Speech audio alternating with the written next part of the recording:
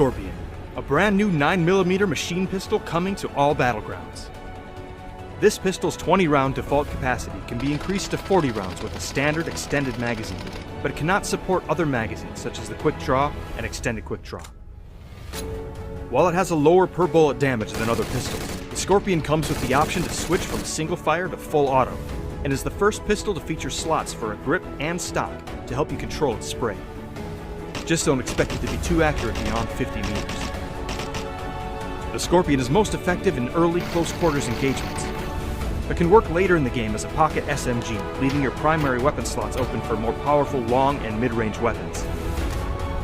If you're able to kit it out with the right attachments, of course. If you're looking for a quick, full auto option to start your match, or a reliable close-range alternative later in the game, pick up a Scorpion next round. You sound just like a girl.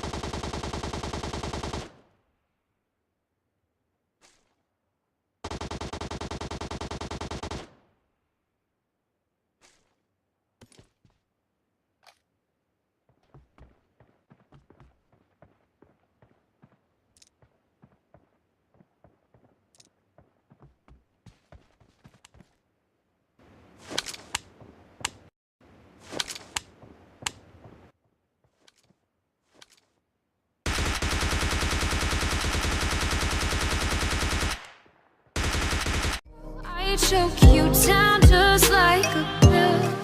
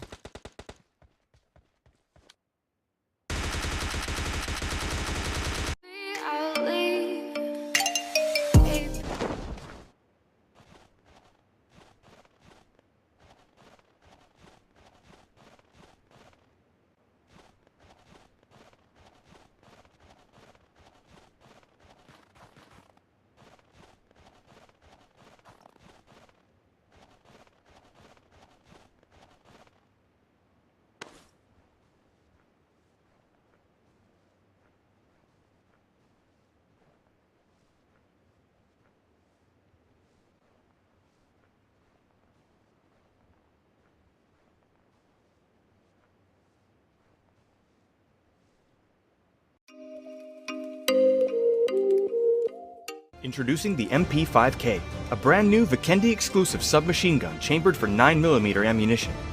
Once this gun is released, the Vector will no longer spawn on Vikendi. While the firing mechanics of the MP5K are similar to those of the Vector, it boasts a higher per bullet damage, but with a lower overall firing rate and DPS. This SMG also has a higher magazine capacity than the Vector, starting at 30 rounds by default, with 40 rounds in an extended magazine. The MP5K is highly versatile with single, burst, and full auto firing options, and has slots for all attachment types, including a tactical stock. When kitted out with the right attachments, the MP5K is a reliable short-range weapon for early to mid-game fights, but can hold its own when fully kitted out in the endgame. If you need the attachment versatility of an advanced AR, but the short-range reliability of a standard SMG, try picking up the MP5K on your next drop.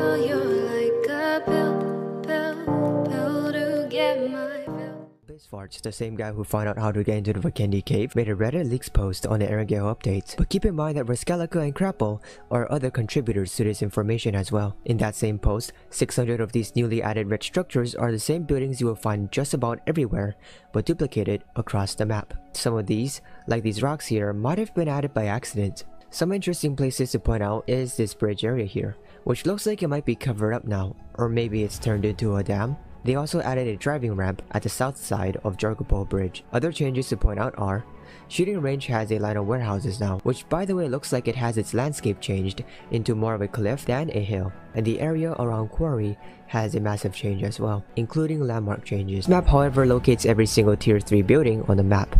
There's a massive improvement as compared to before. Lastly, there's a heat map for changes made into the landscape, which are mostly slight flattening of hills to make sure there are room for new buildings.